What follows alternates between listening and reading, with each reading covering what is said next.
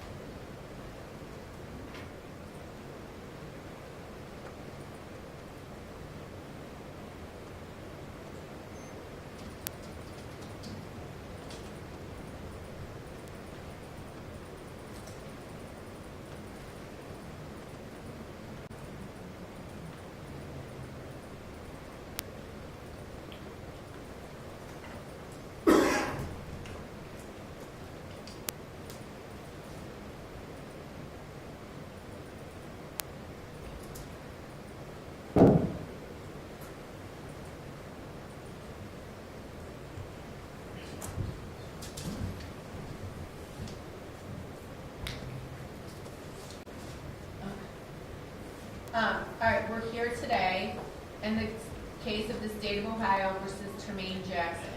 Case number 682-526. The defendant is present in court with his counsel.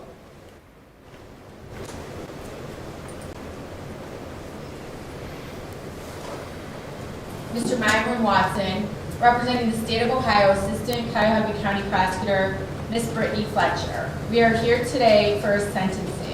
On a previous day, the defendant pled guilty to count 1, failure to comply with the order signaled a police officer, a felony of the 4th degree as it was amended from a felony of the 3rd degree, in violation of 2921.331B, and the defendant also pled guilty to count 2, assault on a police officer, in violation of 2903.13A, also a felony of the 4th degree. We are here today for our sentencing, and is there any reason why we should not go forward with sentencing today? Mr. Watson? No, Your Honor. And did you have an opportunity to review the pre-sentence investigation report? Yes, I have. Any changes, deletions, additions, corrections that need to be made? There were a couple of things that we should note in the pre-sentence investigative report. There were a couple of offenses that were of a misdemeanor nature, in which my client thinks they were miscategorized. There was a case in Twinsburg where there was a possession of drugs, and a case involving marijuana in Garfield Heights. Those are the only differences in terms of what is presented in the pre-sentence investigative report and what we believe is inaccurate. But other things being intact, the other parts of this criminal record are intact. Okay, so in 2014, it appears that he had a possession of drugs out of Stowe Municipal Court, correct? Yes.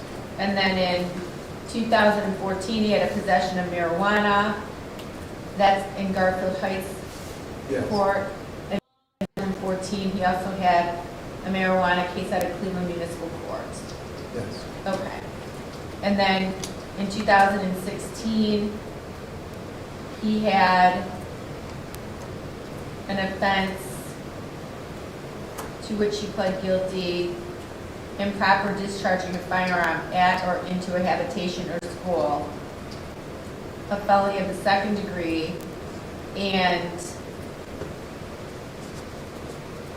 he also pled guilty to a 2nd count of improper discharging a firearm at or into a habitation or school.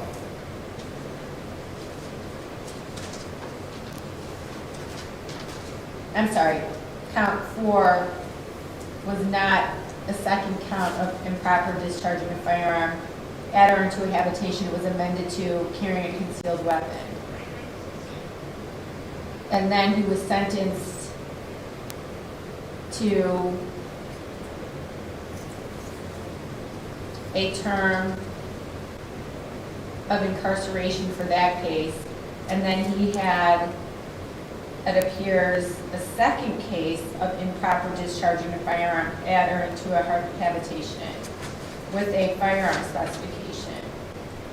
So he's had 2 discharging of weapons under disabilities 2 offenses of improper discharging firearms at or into habitation. Is that correct? No, I think that is really only one incident. There is a 2016 case where there was weapons charges that Mr. Jackson was sentenced concurrently with, but there's only one instance. There may have been additional counts that he pled to, but he was given a 3-year sentence on those, but there were not 2 separate instances, as we understand.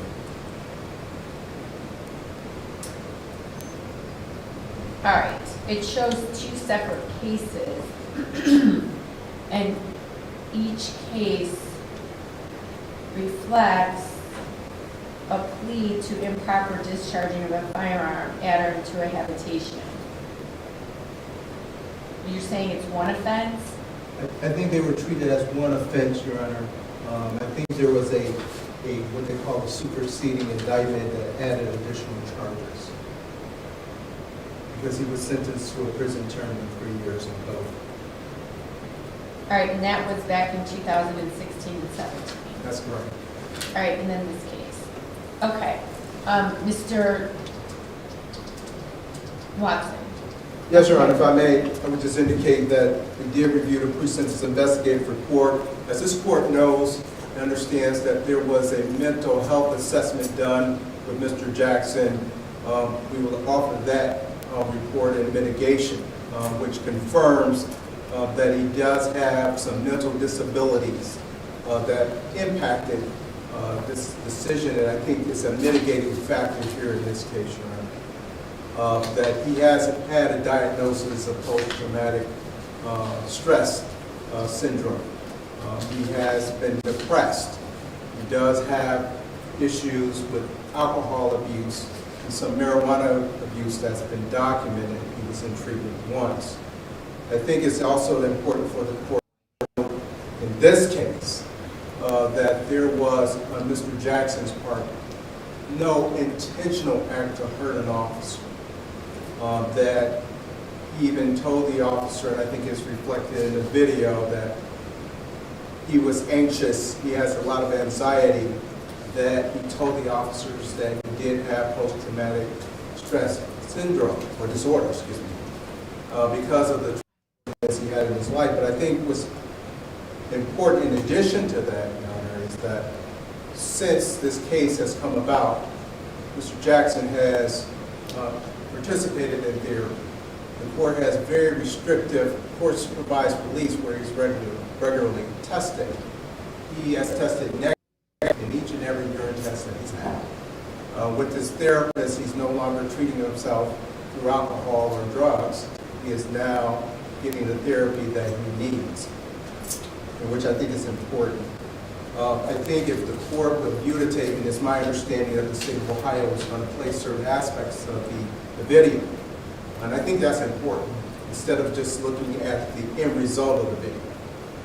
That you had Mr. Jackson talking with the officer, was very anxious and nervous, but he was very respectful of the officers. He did not use profanity or profane language in his engagement with the officer. And then if you look very closely at the video, Your Honor, you'll see that he was really in panic mode and didn't really have any real intent to hurt the officer. But he is, in fact, very remorseful about what happened here. He's prepared to apologize to the officer if the officer is present. And I would hope that the court would, although I also take into consideration here, is that there was no serious physical injury occasioned by the officer.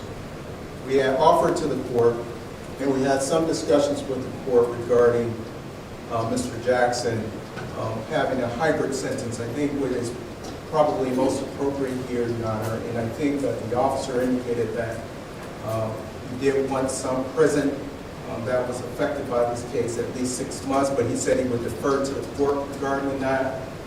But I think Mr. Jackson, by pleading to 2 felony fours, one of which is a failure to comply with a police order or signal, which will run consecutive to an underlying charge or another charge.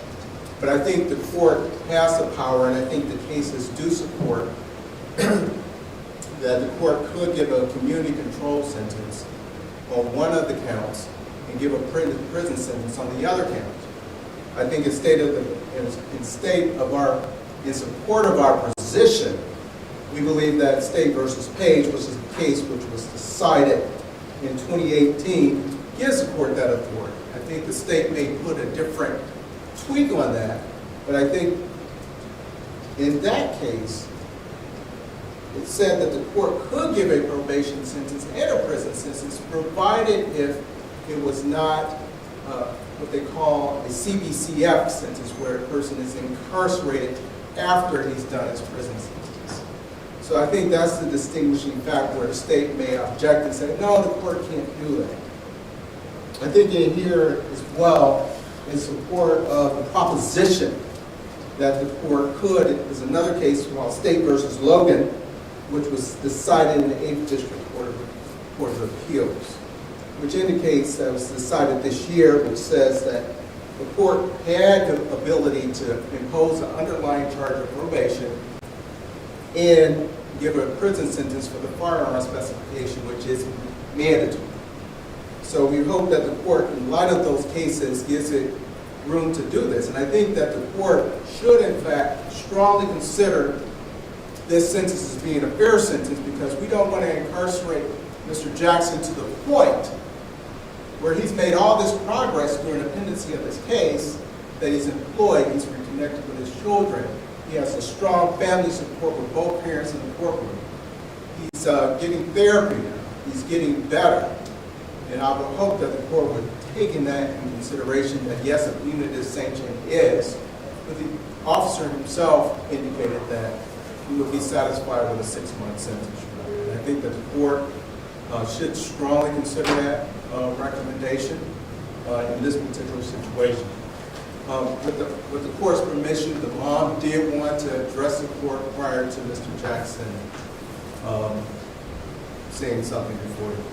I just reviewed the plea journal entry, and it doesn't indicate that there is a recommended agreed sentence. So was there a recommended agreed sentence of a minimum sentence of 6 months incarceration and count 1, failure to comply?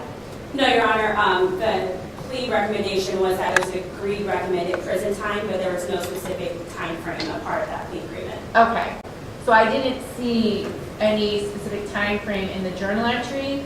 I have the defense and state propose a recommended agreed sentence of agreed prison, court to determine the term of the prison sentence. Right. And as was placed on the record at the time of the plea agreement, that a prison sentence and count 1, failure to comply with the order or signal of a police officer, requires that any other prison sentence imposed must run consecutive.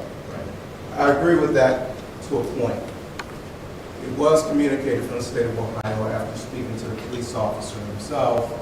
He did indicate that he was going to ultimately defer to the court, but he said that if there was a time that he felt, and I know court has the final say on that, but the plea agreement didn't include that language, but nonetheless that was something that was communicated to us, that the officer would be happy, not happy, but satisfied if he was given a prison sentence of 6 months. And that's what led to our discussion about the case of what the court's ability would be if it were to fashion a sentence where it's both prison, which punishes him, but provides him the opportunity to get therapy and become a better person and put his structure of his life back together. So I think, yes, there was not agreement for 6 months, Your Honor. That was not a recommended sentence. It was a recommended prison sentence. But the state of Ohio did indicate what the officer's wishes were at that time.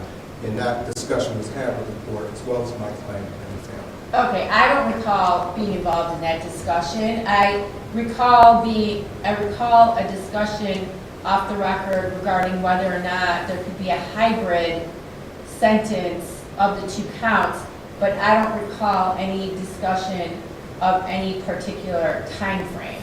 That I don't recall. That's all I'm saying, I just don't recall that.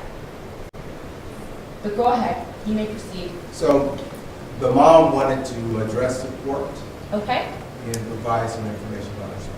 all right.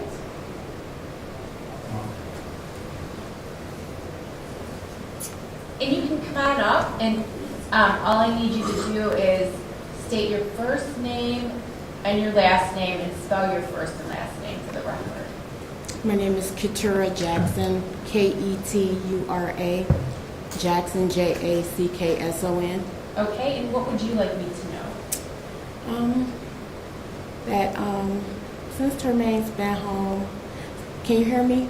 I'm having a little hard time. I'll try to hearing you. speak up. Is that better? Yes, that is better. Thank you. I'd just like to say that since Termaine's been home, you know, he's not perfect. He's been trying to put his life back together, you know. He's been working, steady employment.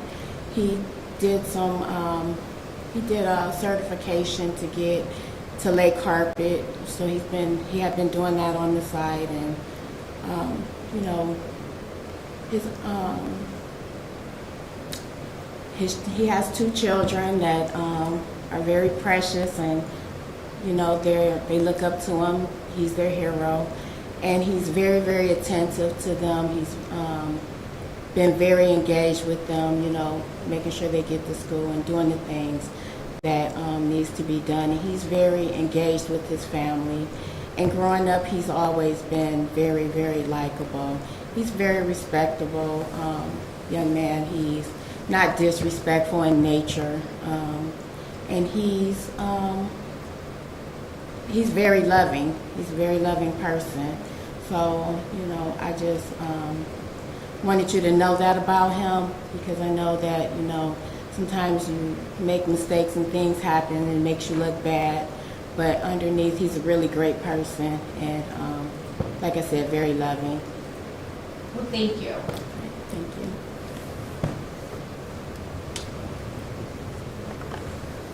Okay, anything further? Yes, Your Honor, if I may, Termaine Jackson wanted to speak. Okay, and what would you like to say?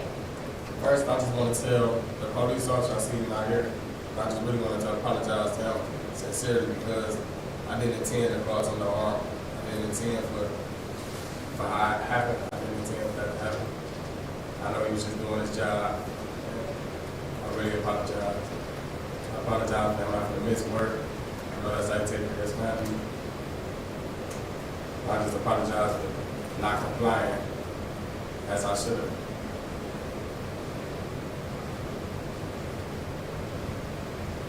All right, well, I did have an opportunity to review your pre-sentence investigation report, and some of the facts are concerning to this court about your actions. And one, your speed, which was 88 miles per hour in a 60 mile per hour zone, and then you debating with the officer at the time that you were stopped and not exiting the vehicle as requested, and then as the officer attempted to handcuff you, you then put your car into drive and drove off with the officer partially in the vehicle. So when you say that you didn't intend for that to happen, it seems as though you would have known that that situation would happen, because it seems as though, from what I'm reading in your pre-sentence investigation report, that the officer was partially in your vehicle attempting to handcuff you.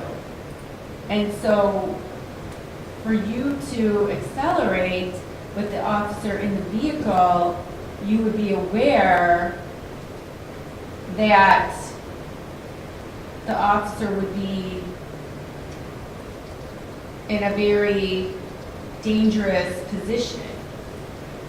I didn't read anything that indicated that the officer was away from the vehicle when you made the decision to accelerate, but it seems as though you knew that the officer was right there in your vehicle because you were trying to get away as he was trying to handcuff you.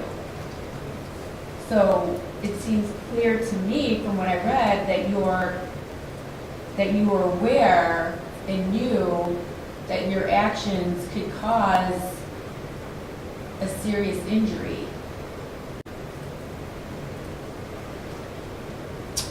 Your Honor, he accepted full responsibility of what occurred. I think the video, if played, and I believe the state is going to play the video in this case, will show, you know, the level of panic. And there's no question his actions were reckless. And it did meet the threshold of the assault on the peace officer. All that we're suggesting, Your Honor, by the officer reaching in, you could see on the video he was just putting his hands back and pulling back, and he seemed afraid. And yes, the court is absolutely correct. Anytime that you drive off or push the accelerator when someone is in your car, someone can definitely get seriously injured. There's no question about it. But I think that the court should recognize those people. Say, for instance, the officer was in front of the vehicle and someone hit the accelerator and the officer had to dive out of the way, versus officer being on the side of the vehicle is just not the same type of malice or intent. And I think if the state doesn't play the version of what happened here, then we certainly would like the court to take a look. Because under a cold report, you can say, well, this is bad. I'm not suggesting that it's not bad. But I think if the court views the video, I think the court can understand at least his perspective that he was afraid versus someone who, I'm going to do whatever I need to do. I don't care if I hurt you. And that was not his mindset. And then to travel at speeds that exceeded 100 miles per hour with the officer still somewhat engaged in the vehicle. Your Honor, if I may speak on that, the failure to comply, our contention is the failure to comply and assault of a police officer occurred at the same time. That means any time that a person hits the accelerator and leaves, then that's failure to comply as well, because he had a signal order from the police along with the assault. The officer who was injured did not pursue Mr. Jackson. Mr. Jackson, as the video would show, went on into the road. There was another officer who says that he was going 100 miles an hour, but we just don't know that. And that was some of the discussions we had with the prosecutor's office when we came to the plea, because the videos did not show him traveling at those rates of speed. That was not on the body cam. And so I think in that sense, we're not minimizing what he did. We just want the court to have a more accurate picture of what in fact did occur. But it was serious.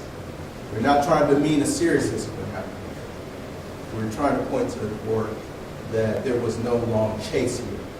The criminal conduct occurred at the beginning of the incident, when Mr. Jackson failed to comply with a lawful order of sitting on a police officer. And when he took off, the officer got hurt. And the officer could have been seriously hurt. Thank goodness he was not. But I want the court to understand and realize that there was no long police chase in this case. All right. And I will also recognize, which I did, that a concern as well is your criminal history, and that you've already served a prison sentence for discharging a firearm at or into a habitation where you had pled guilty to a felony of the second degree and a 1-year firearm specification. So you have what appears to be 2 prior offenses. I know, Mr. Watson, you indicated that it may have been the same offense. In the pre-sentence investigation report, it shows it as 2 separate offenses. One, he may have pled to carrying a concealed weapon. It's somewhat unclear. What is clear is the 2 separate offenses have gun charges, and that you served a prison sentence, and then here you are back in the criminal justice system involved in what I believe no one has disputed is a serious offense. And as your lawyer already indicated, you should be thankful that the officer wasn't injured worse than what he was by your actions. And obviously, as was made clear in the pre-sentence investigation report, had you just complied with the officer, you wouldn't even be here. On behalf of the state. Yes, thank you, Your Honor. As the court has already laid out, this is the defendant's 4th felony conviction since 2016. We already discussed the 2 prior convictions of improperly discharging a firearm into a school. Both of those were in 2016, 2 separate cases. One had a 1-year firearm specification, the other did not. So there are 2 separate discharge of a firearm at or into a habitation or school. Is that correct? That is correct, Your Honor. So one was a 1-year firearm specification, and one was a felony of the second degree without a firearm specification. Correct, Your Honor. Okay. He served a concurrent sentence on those 2, correct? Yes. All right, thank you. The facts of this case, it occurred on June 25th, 2023. Officer Cervik conducted a traffic stop, as the court is aware, on the defendant's vehicle for going 88 miles per hour in a 60 mile per hour zone on US 422 eastbound. Officers made contact with the defendant, who is the driver and sole occupant of the vehicle. He did provide his license and was trying to find his insurance information. Officers could smell an odor marijuana coming from the vehicle, and when the defendant was asked to step out of the vehicle, he did not comply with officers. He argued with them for at least 5 minutes, according to the body cam footage. At one point during the debate that the defendant was having with Officer Cervik, he did ask, and by he I mean Officer Cervik did ask if the defendant has ever been arrested before, in which he advised yes. Officer Cervik then asked if he has a felony conviction. Again, the defendant advised yes. And then the officer finally got to the point where he said, my instincts are saying that there's a gun in the car. Is there a gun in the car? In which the defendant shook his head and answered yes. At that point is when Officer Cervik attempted to remove the defendant from the vehicle and cuff him. That is when he put his car in drive intentionally and drove off with Officer Cervik still hanging on to his left arm. He was dragged approximately 25 feet before falling to the ground, which caused injuries. A nearby officer spots the defendant's vehicle and attempts to conduct another traffic stop at that point when the defendant takes off at a high rate of speed. That is observed on dash cam footage. He was not sure how fast he was going, but the officer was going at least 75 miles per hour trying to catch up to the defendant's vehicle, and he was far ahead of him, and they terminated pursuit as a result of safety concerns for the officer and the community. Officer Cervik did have to go to the hospital where he was treated for abrasions on his hands and knees. The state would like to submit to this court State's Exhibits 1 through 10. May I approach, Your Honor? You may. And make sure that the defense has reviewed whatever you wish the court to review. Thank you, Your Honor.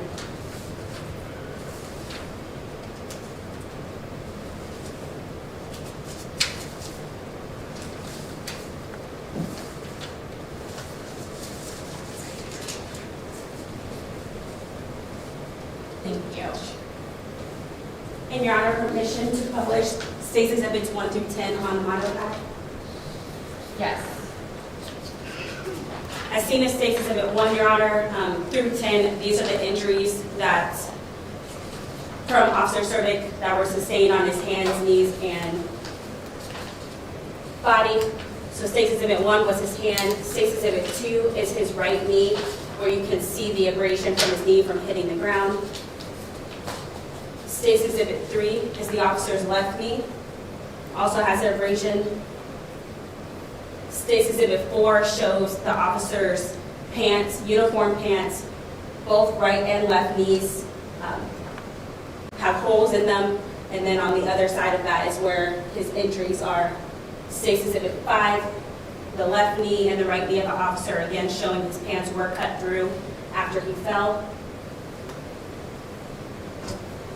State's Exhibit 6, this is the officer's right hand where he has visible bleeding from when he fell. State's Exhibit 7, thankfully there's no injury on his left hand. Most of the impact was on his knees and his right hand. State's Exhibit 8, the right hand side of the officer, the palm is no injury. State's Exhibit 9, that is the left hand. That palm of his left hand did have injury. And lastly, State's Exhibit 10, this is the officer's right arm, and you can see redness all down the arm from where he fell. And the state also think it would be beneficial for the court to review Officer Cervik's body cam, presenting as State's Exhibit 11, specifically fast forwarding to the 4-minute mark, where in this body cam,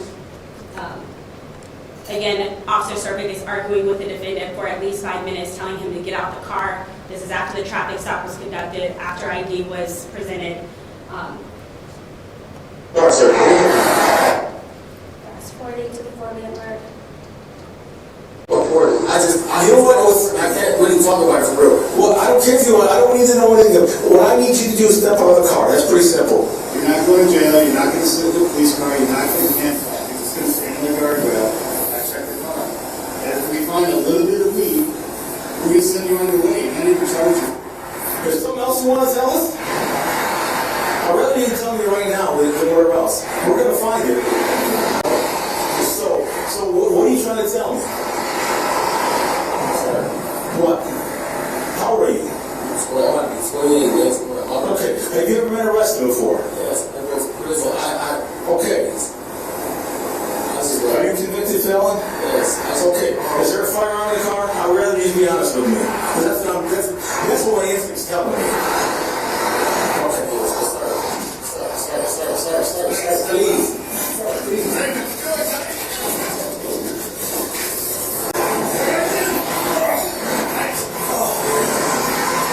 Radio, we just took off on Officer eastbound. He's got a firearm in the car, radio. And most notably, Your Honor, with regards to this case, the defendant took off after he admitted that there was a gun inside of the vehicle. That gun was never recovered. That's why there's no charges that follow that, because he ran from the scene. He was never stopped, so we never recovered a gun inside the vehicle. Otherwise, there would be additional charges. Most notably, in State's Exhibit 11, both officers that conducted this traffic stop were extremely patient with the defendant. The fact that they argued and debated with him for 5 minutes instead of forcibly removing him from the car, which they could have done way sooner before this moment, I applaud the Solon Police Department for acting in such a way when they could have removed him forcibly long before this moment came, and where Officer Cervik was injured as a result.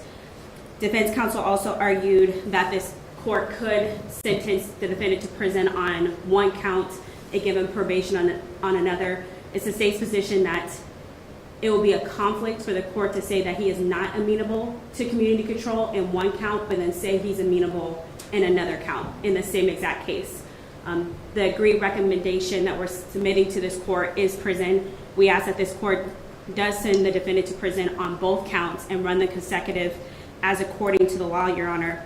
And even though I did speak with Officer Cervik, he was here this morning originally for sentencing. He works nights, so he is currently resting before his next shift. He did advise that he does want prison time. He deferred to the court on the amount of time. The state is asking for more than 6 months, Your Honor, just based on the fact of this case, the defendant having prior criminal history involving firearms. He's at this traffic stop, not complying with the order of the police officer. An officer was hurt, could have been more significantly injured, but that in itself, the fact that the officer wasn't as injured doesn't lessen the seriousness of the defendant's disobedience to law enforcement. He's already a convicted felon, not allowed to have firearms. He admitted to a gun being in the car and then fled after officers tried to remove him from the car, debated with officers. And I will let Officer Cervik know that the defendant did apologize, but we are significantly concerned with this behavior in the community. There were other vehicles around when the defendant did take off. So at this time, Your Honor, the state is asking for prison, and that on both counts, and that they do be ran consecutive to one another as according to the law. Also, Your Honor, with the failure to comply statute, the court is aware 6 points would be added to the defendant's license. It does come with a Class 2 license suspension, which is 3 years to life at the discretion of the court for that time frame. And again, that the failure to comply count must run consecutive to any prison time ran on the assault on a police officer count. Thank you, Your Honor. Okay, thank you. Anything further on behalf of the defendant? Yes, I would, Your Honor. I understand the court does have a specific recollection of what was discussed between the state of Ohio and the defendant. And I know the court has great integrity.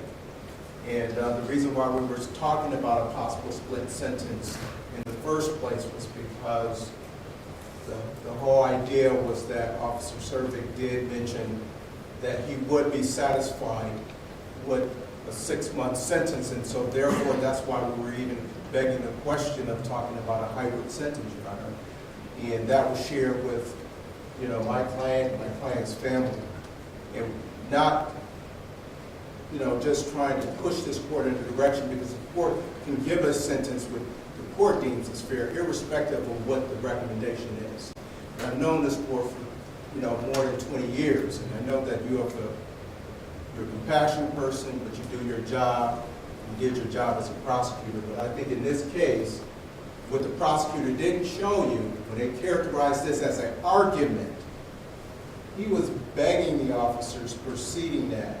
He was never disrespectful. He never said, he didn't comply with the order, but he told the officer, he said, listen, officer, I have post-traumatic stress disorder. And so as the conversation escalated to that, that's when he acted based on his mental impairment. The court has documentation, so this is not something that's made up. This is something that is part of his medical history. He has a lot of significant mitigation here, Your Honor, and that's why we're even having a conversation about lenient treatment for Termaine Jackson, because not only during the pendency of this case that he's shown that he was amenable to community control sanctions, that he had not tested positive. He reported when he was supposed to. He got a job. He was going through therapy sessions, which is documented.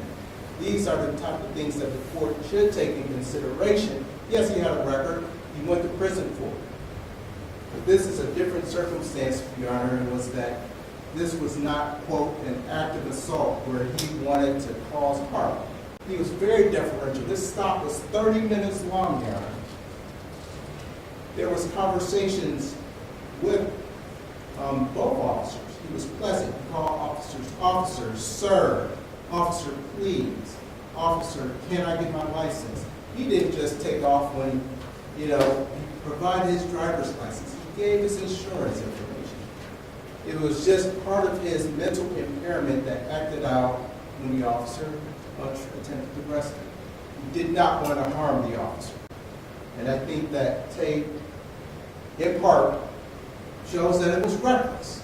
We're not saying that he did not commit the crime, but it's different from someone punching a police officer or hitting an officer with a weapon, or an officer being in front of the car versus an officer being in the side of the car that grabs him, and you can see in the video he throws his hands up. He's not trying to assault the officer in any way. So I think the court should take into consideration all of the factors of his history, not just his criminal record, but he's pursuing treatment, that he's also stopped using drugs and alcohol, and he's on the right course. So giving him a longer sentence does not serve the purpose of protecting the community and helping him rehabilitate himself. So I know that this court is fair and compassionate, but we need to take into consideration the whole picture, not the small people at a time, but this one. Thank you, Madam. Okay, well, I just wanted to make clear that this court did not engage in any indication or any discussions with the state and defense regarding what the potential sentence would be, as this court does not engage in those communications. And as I placed on the record, I do recall a discussion regarding whether or not there could be a split sentence. And I never indicated one way or another whether this court would entertain a split sentence or not entertain a split sentence. And I also don't ever recall having a conversation regarding what a potential sentence would be in this case.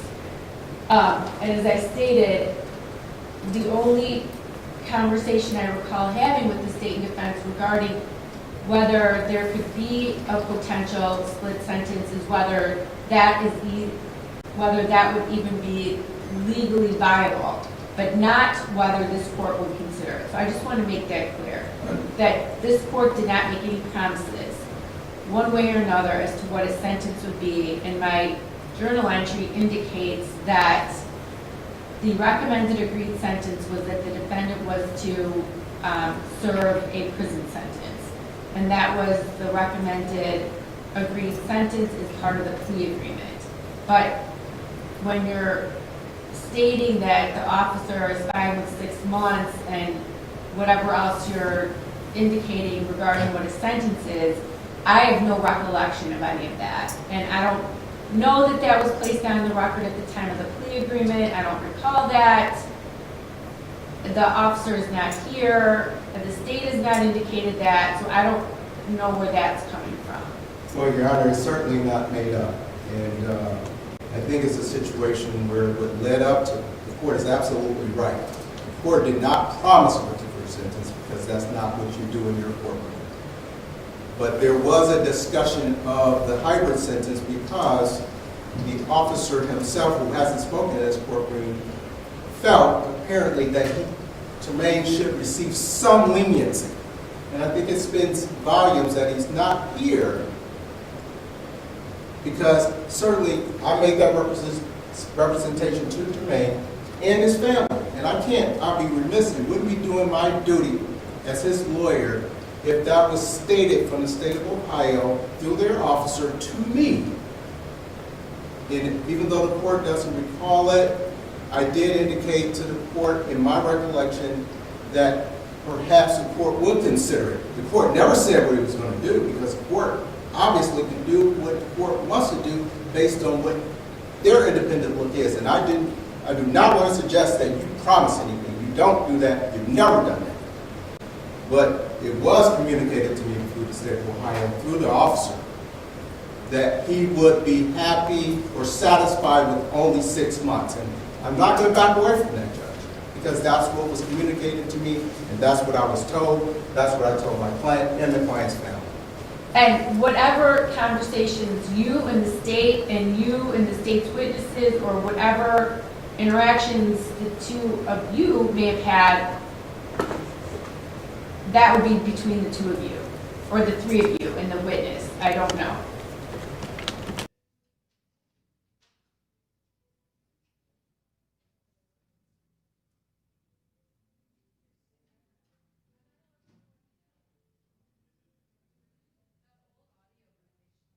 The time frame, he said.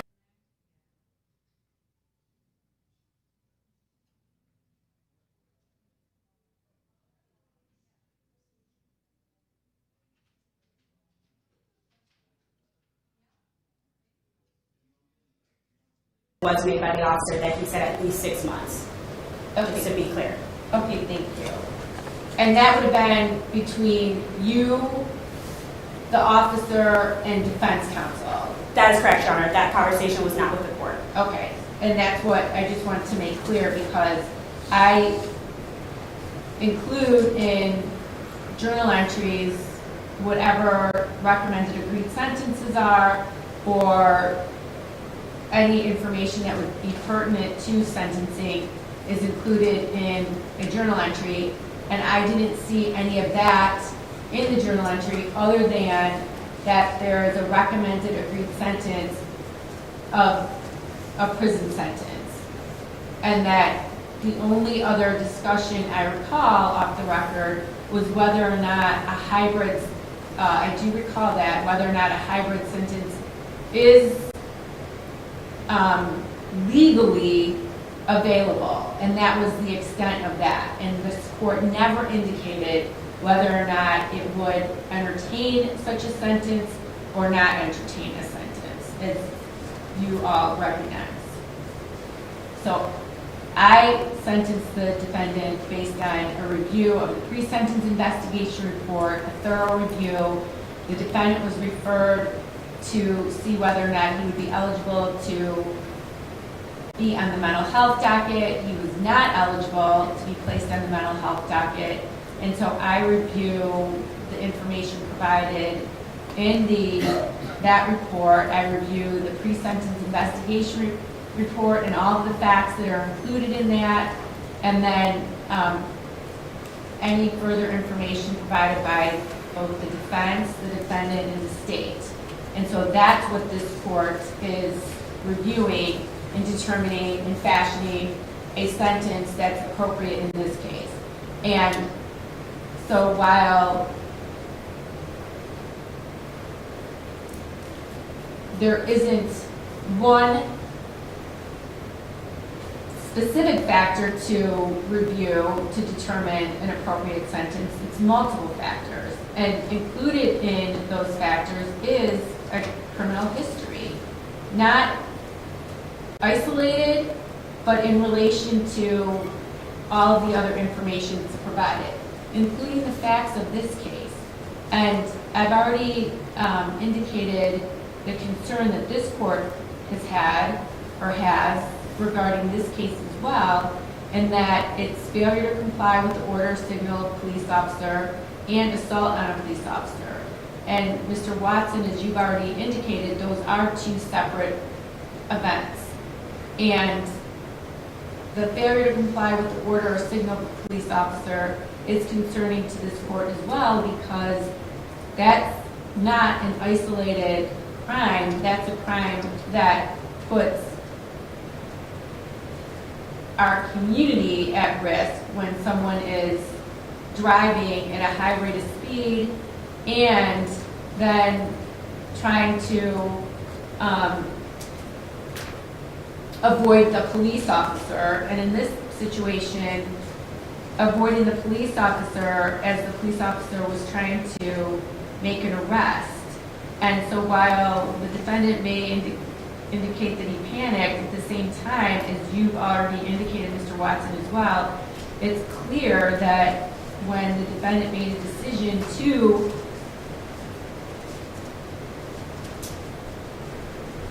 commit this crime and to avoid being arrested and not comply with the order or signal of the police officer, it was clear that he knew that the police officer was or had his body in the defendant's vehicle.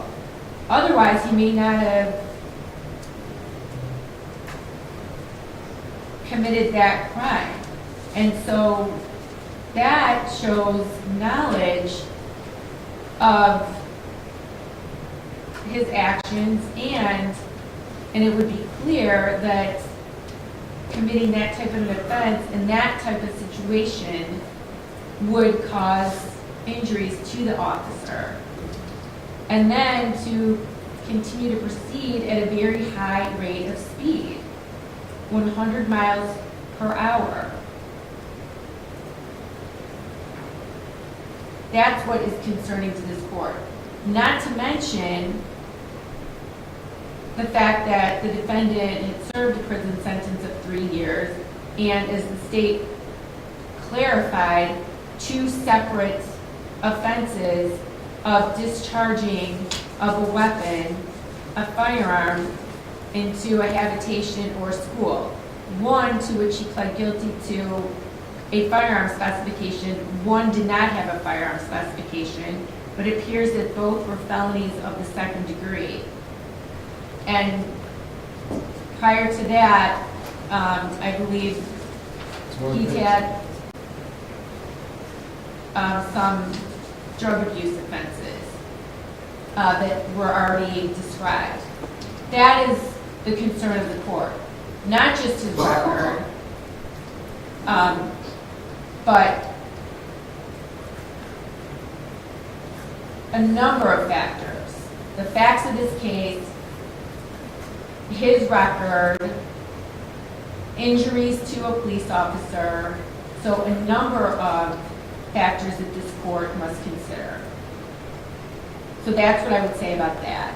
And the fact of the matter is that the state and defense agreed as part of the plea agreement to a prison sentence.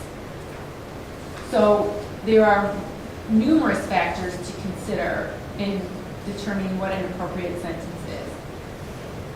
So I've had an opportunity to hear from the state, the defense. I've had an opportunity to review the pre-sentence investigation report at length.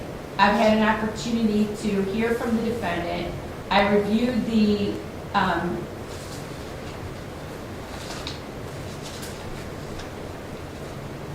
report from the court psychiatric clinic to determine whether or not the defendant was eligible to participate in the mental health docket as well. I reviewed that, and that was the eligibility for mental health court docket.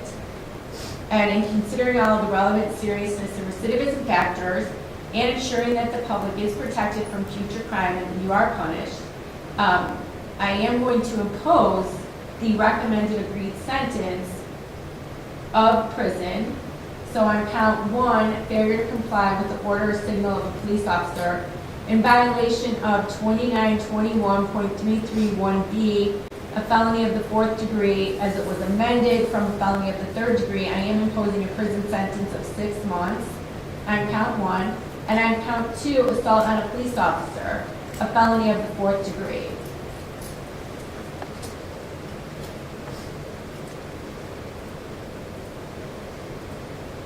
I am imposing a prison sentence of 6 months. I am running count 1 and count 2 consecutive to one another. They run consecutive by operation of law, but I also find that a consecutive sentence is necessary as well. And I find that a consecutive sentence is necessary after reviewing the pre-sentence investigation report and hearing from the state and the defense in this case. And I find that it's necessary to protect the community and the public based on the offense that was committed in this case. And I also find that in the defendant pleading guilty to more than one offense, at least 2 of the multiple offenses were committed as part of 1 or more courses of conduct, and the harm caused by 2 or more of the multiple offenses so committed was so great or unusual that no single prison term for any of the offenses committed as part of any of the courses of conduct adequately reflects the seriousness of the offender's conduct. And in looking at the defender's history of criminal conduct as well, demonstrates that a consecutive sentence is necessary to protect the public from future crime. So while those 2 counts do run consecutive by operation of law, I also find that it's necessary based on the facts and circumstances of this case as well in the defendant's history. I'm suspending your driver's license for a period of 6 years. I'm also assessing 6 points to your license as well. I'm going to waive a fine, order that you pay court costs. You may perform court community work service while you are in the institution in lieu of court costs. And as I stated, I find that a consecutive sentence is necessary as you created a huge risk to the community and you injured an individual by your conduct. And I believe that the conduct is knowingly, as placed on the record with the facts as they occurred and based on the information that this court reviewed in the pre-sentence investigation report. So now I will advise you of post-release control. As part of your sentence, since I'm sending you to prison, you are subject upon your release from prison to a period of post-release control to be supervised by the adult parole authority. If you violate any post-release control rule or condition, you are subject to a more restrictive rule or condition, a longer duration under supervision, or you can be sent back to prison even though you have done all the time to which you've been sentenced. You are subject to post-release control for up to 2 years at the discretion of the parole board. You could get up to 9 months in prison for each rule violation. The total for all rule violations cannot be any more than 1/2 of the prison sentence you receive, unless the rule violation is for committing a new felony, in which case you could receive a prison term of the greater of 1 year, or the time remaining on post-release control, in addition to any time that you receive for the new felony. This prison term must be served consecutively to any prison term that you receive for the new felony. So you are remanded and the sheriff is to transport you. Anything further on behalf of the state or the defense? Nothing further, Your Honor. Your Honor, I had a question. I just wanted to know if it's possible that a court can make a recommendation for APA supervision to be in Summit County. Does the court have that authority? I don't believe the court has that authority, but you do get 1 day credit for time served. Anything further on behalf of the state or the defense? No, Your Honor. Nothing further, Your Honor. Okay, you're remanded, the sheriff is to transport you.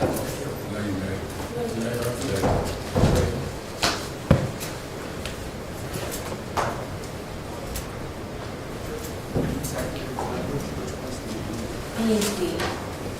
But it's also the one for